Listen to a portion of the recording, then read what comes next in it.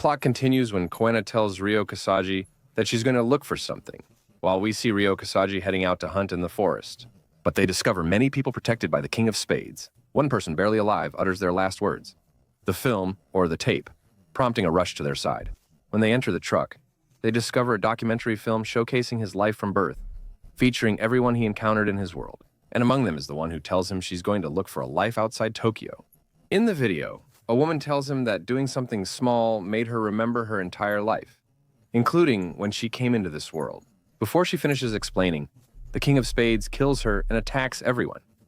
Ryo Kasagi and the others are still processing what they've seen when the King of Spades appears before them. And he doesn't have any good intentions at all, so at that moment, they run away from him into the forest. Ryo is knocked unconscious by an arrow shot by a girl. When he wakes up, she tells him that if he had kept running, he would have died, basically. And her boss insisted on saving Ryo, even though there was no reason to, so at that moment, Ryo goes in to thank the boss. And guess who it turns out to be? Yes, it's Ajuni. And don't ask me how or why. Go ask your brain, like I said. Anyway, at that moment, Ryo says he wants to go face the King of Spades in a suicidal confrontation. Either he dies, or Ajuni is the one who dies. And as you know, Ajuni actually wants to die anyway. So at that moment, Ryo tells him, "Look, don't drag me into your psychological problems, okay? And leave me alone." But the next day, Ajuni gives him a cartridge and says, "Come on, let's go whether you like it or not." So at that moment, Ryo is forced to go with them to meet the King of Spades. During that time, Ryo tries to convince him that he needs to. Ajuni tells him to keep quiet and come with him, dismissing his concern about looking for Asagi. And the plan is that he wants to lure the King of Spades man to a cliff and kill him there, because that spot is isolated and deserted. Ryo sits as bait for the King of Spades, who appears but notices the trap. He goes behind Ryo to kill him, but just as he's about to strike, someone else arrives. Ajuni shoots him and gives him several bullets in the chest. So the King of Spades dies at that moment. But when he gets closer to him, it turns out he faked his death, and he starts shooting at all of them, and after a lot of gunfire, Ryo is the one who falls off the balcony. Then Ajuni attacks the King of Spades, who beats him up. But at the last moment, the girl comes to save Ajuni and hides him from the King of Spades. When he gets tired of looking for them, he just leaves and walks away. But as for Ryo, after getting up from the water by the cliff, he continues searching for Usagi throughout Tokyo. We see that Queen Koba is defeated, and the boy Spade as well.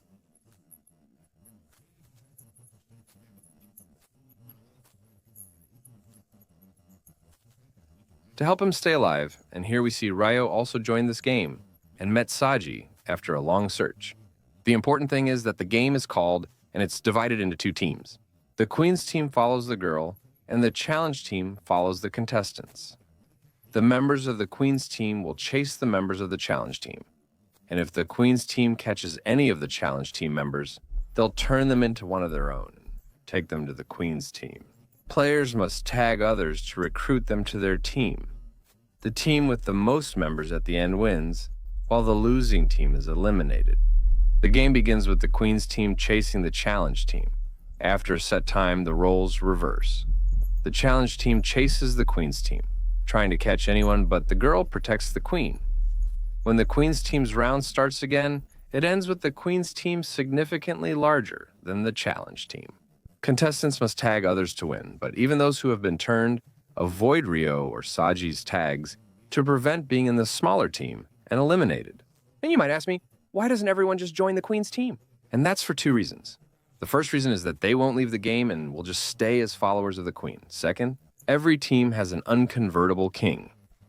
For the Challenge team, the king is the little boy, so they can't convert and leave him behind. Yeah, that's really crucial. Anyway, after a while, only Ryo or Saji and the child are left. They're literally the only ones left in the team. Without a miracle, they face certain death. After much effort, Saji converts some people and the team begins to recover. She gives them motivational speeches. She encourages them, saying they can win and escape the game. Despite the unhelpful talk, they convert opponents one by one in the final round, ultimately winning and defeating their rivals, the girl named Bestonia. And after that, Ryo and Saji start falling in love with each other, and there's some romance that we don't really care about. Then, we see the King of Diamonds game, where the king is sitting with them in the room and they know who he is, but that's not really the point. The rule of the game is that each contestant will choose a number between 0 and 100, and will add up all the contestants' numbers and multiply the total by 0.8, and the contestant closest to that number wins. The one who gets closest is the winner. So what happens when you win or lose?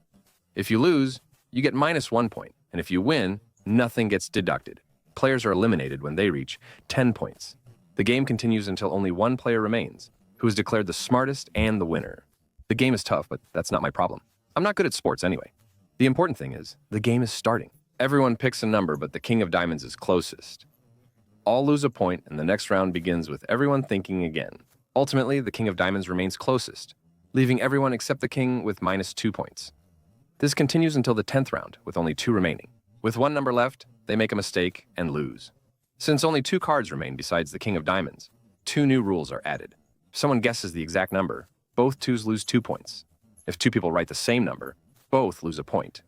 The game continues with another contestant's death, leaving only Chishia and the King of Diamonds. Chishia has -9 points, and the King has -7. A new rule is added. If one player chooses 100 and the other 0, the player who chose 100 wins. Before they choose the numbers, Chishia tells the King that in reality, justice and equality are illusions, and money is the only true ruler.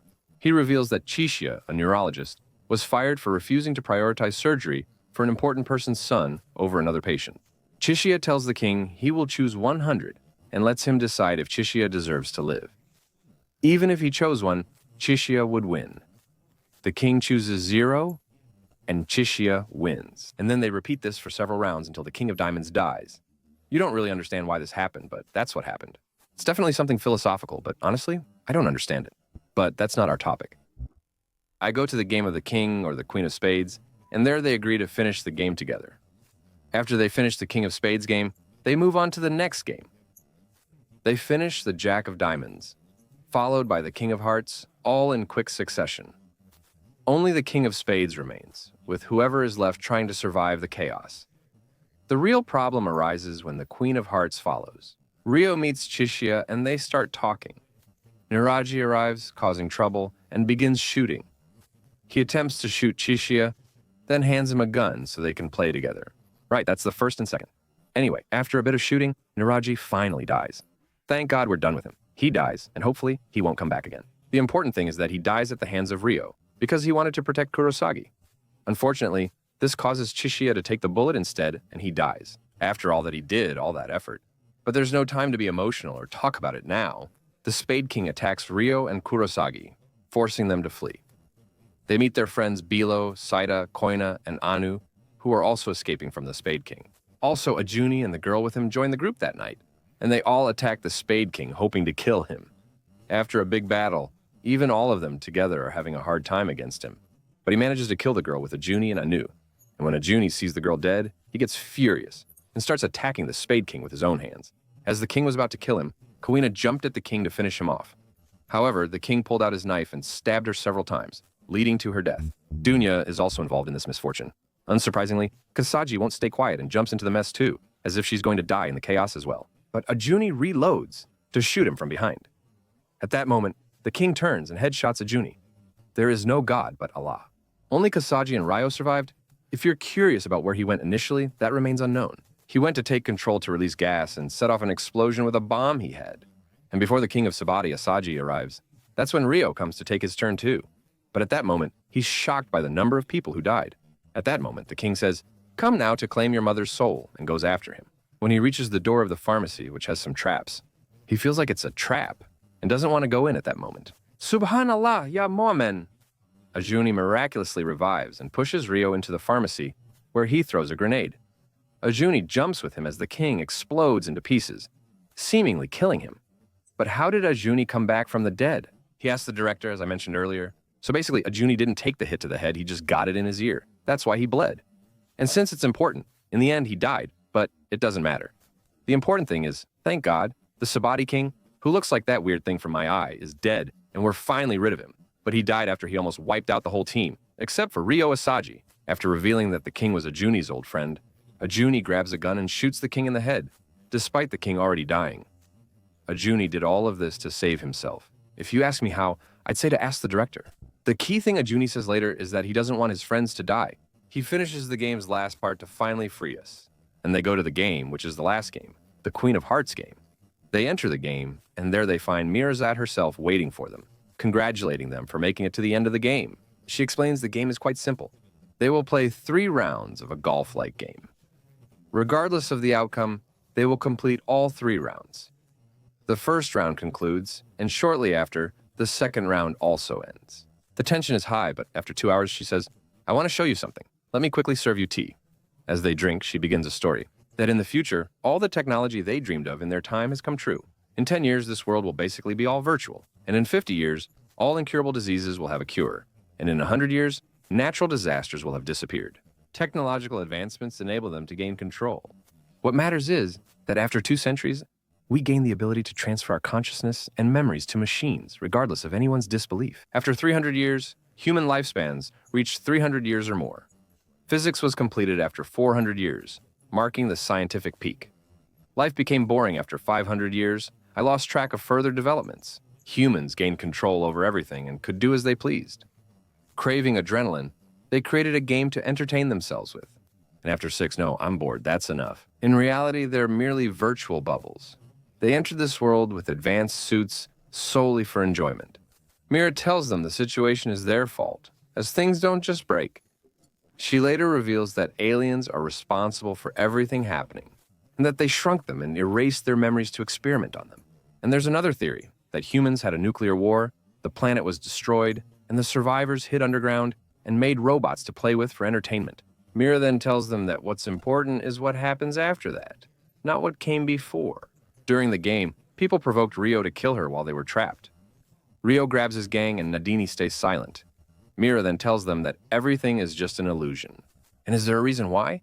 Rio is the only one who has survived until now. Rio invented this science and is being treated in a mental hospital after Kari shot Das in the first season. Before this, Rio was convinced by the story. We're paying attention. Mira tells him that if he wants to withdraw, he can. So she can make him lose this game in the first place and not continue the 3 rounds. But then Saji starts screaming in his ear, and then Jay grabs a glass shard and cuts her veins. So Rio snaps out of all this. And at that moment, Rio starts moving from place to place. Passing by the game arenas, Saji screamed in pain until remembering. Holding her wound to stay alive, he told Mira they should continue. After bandaging Saji's wound, they resumed the 3rd round, and Saji and Rio ultimately won the game. Rio strikes Mira on the head, killing her. Celebrations follow for Rio's victory, and he departs. The surviving players can choose to return to their world or continue playing. Unsurprisingly, they all refuse to keep playing, including who? Quina, Anne, Chisha, Aguni's assistant, and Aguni himself. And don't even ask me how they're still alive. How should I know? I'm out. The important thing is, at that moment we see what happened when Rio, Karube, and Chota moved to that world. That all the characters we saw in the series were actually in the same square where Rio, Karube, and Chota were. A meteor struck Tokyo, obliterating the city, reducing it to ashes and causing numerous casualties, including Chota and Karube. Rio was hospitalized at the time, and he saw all those faces, the faces of the characters in front of him, before the meteor caused all that chaos from the characters he saw. While he was in his coma in the hospital, he was in a struggle between life and death, and we see him sometimes waking up from his coma in the hospital. All the characters he chose to take out of this game were actually playing cards. But in the last scene, we see the playing cards flying and landing on the table with the Joker card, which means there's a card they never collected in the first place. Another season is coming soon. Subscribe, like, and comment to get the latest updates. And that's it. So tell me, do you think the Friends word is better for you, or is the Rabar game better? Which one is better? Honestly, I think this series has much cooler and more intense games than the Rabar game. The Rabar game is basically kids' games, but these are real games. Games with intensity from the 70s. You basically need to have a PhD in metaphysics just to understand these games in the first place. But that's it. That was with you, Hadut and Tota. Tota, the story's over.